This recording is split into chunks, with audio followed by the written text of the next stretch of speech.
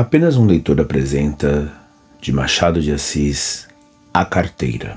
De repente, Honório olhou para o chão e viu uma carteira. Abaixar-se, apanhá-la e guardá-la foi obra de alguns instantes.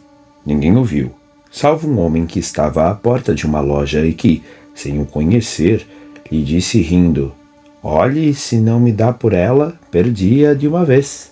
"É verdade", concordou Honório envergonhado. Para avaliar a oportunidade desta carteira, é preciso saber que Honório tem de pagar amanhã uma dívida, 400 e tantos mil réis, e a carteira trazia o bojo recheado. A dívida não parece grande para um homem da posição de Honório, que advoga, mas todas as quantias são grandes ou pequenas, segundo as circunstâncias, e as dele não podiam ser piores. Gastos de família excessivos, a princípio por servir a parentes e depois por agradar à mulher que vivia aborrecida da solidão. Baile daqui, jantar dali, chapéus, leques, tanta coisa a mais que não havia remédio senão ir descontando o futuro. Endividou-se. Começou pelas contas de lojas e armazéns, passou aos empréstimos, 200 a um, 300 a outro, 500 a outro, e tudo a crescer. E os bailes a darem-se, os jantares a comerem-se, um turbilhão perpétuo, uma voragem. "Tu agora vais bem, não?" dizia-lhe ultimamente o Gustavo C., advogado e familiar da casa. "Agora vou", mentiu o Honório. A verdade é que ia mal. Poucas causas de pequena monta e constituintes remissos. Por desgraça, perdera ultimamente um processo em que fundara grandes esperanças.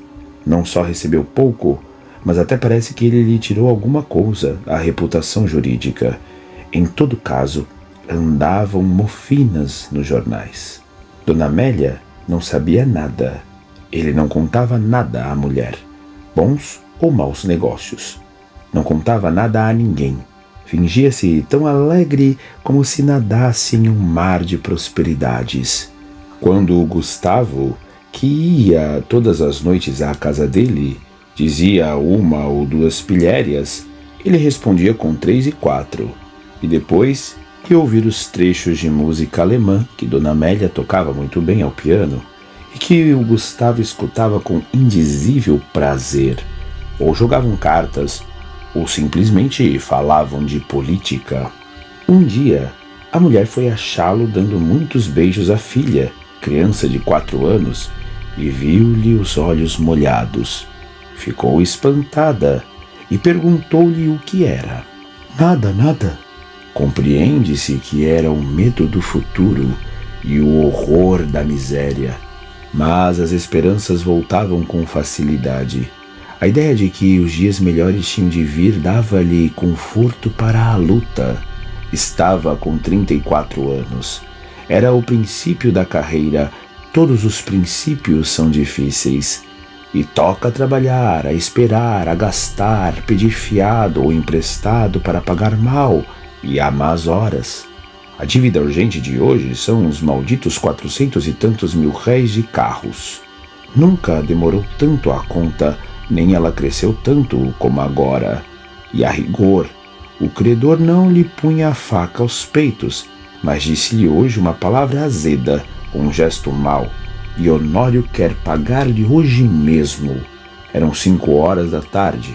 Tinha se lembrado de ir a um agiota, mas voltou sem ousar pedir nada. Ao enfiar pela rua da Assembleia é que viu a carteira no chão. Apanhou-a, meteu no bolso e foi andando. Durante os primeiros minutos, Honório não pensou nada. Foi andando, andando, andando, até o Largo da Carioca. No largo, parou alguns instantes. Enfiou depois pela Rua da Carioca, mas voltou logo e entrou na Rua Uruguaiana. Sem saber como, achou-se daí a pouco no Largo de São Francisco de Paula. E ainda, sem saber como, entrou em um café. Pediu alguma coisa e encostou-se à parede olhando para fora. Tinha medo de abrir a carteira. Podia não achar nada, apenas papéis e sem valor para ele. Ao mesmo tempo, e esta era a causa principal das reflexões, a consciência perguntava-lhe se podia utilizar-se do dinheiro que achasse. Não lhe perguntava com o ar de quem não sabe, mas antes com uma expressão irônica e de censura. Podia lançar mão do dinheiro e ir pagar com ele a dívida? Eis o ponto. A consciência acabou por lhe dizer que não podia, que devia levar a carteira à polícia ou anunciá-la, mas tão depressa acabava de lhe dizer isso, vinham os apuros da ocasião e puxavam por ele e convidavam-no a ir pagar a cocheira. Chegavam mesmo a dizer-lhe que, se fosse ele que a tivesse perdido, ninguém iria entregar-lhe.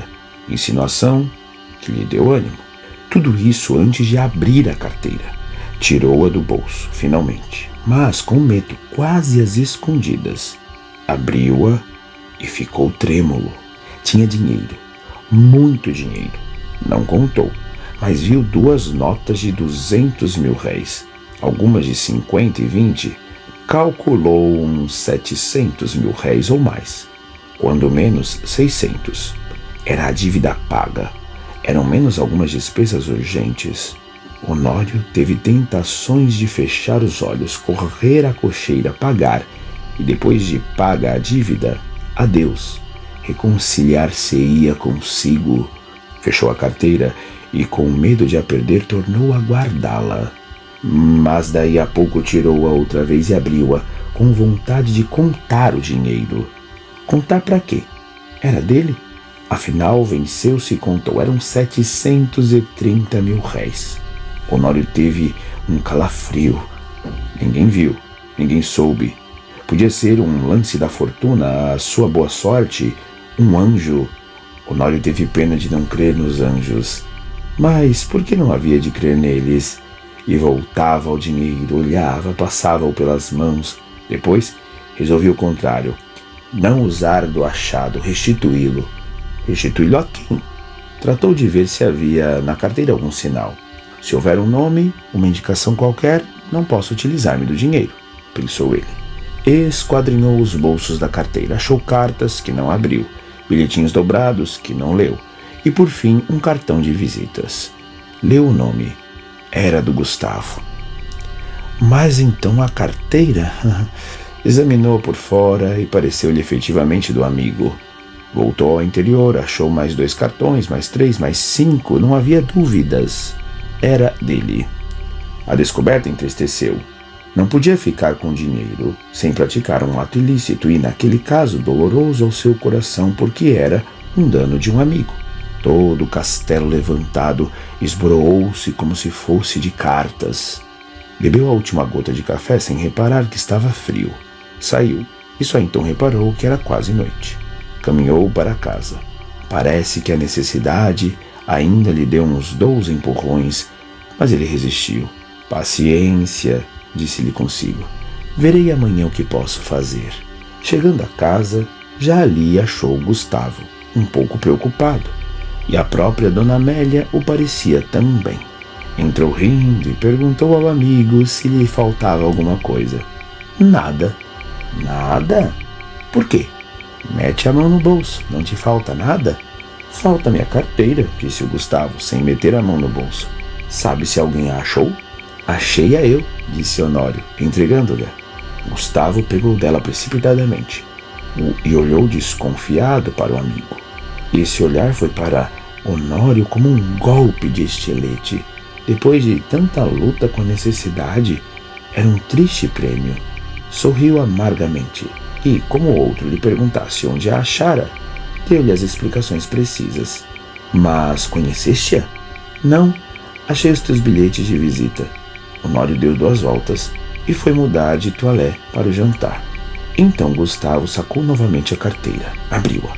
Foi a um dos bolsos, tirou um dos bilhetinhos, que o outro não quis abrir nem ler, e estendeu a Dona Amélia, que, ansiosa e trêmula, rasgou-a em 30 mil pedaços. Era um bilhetinho de amor.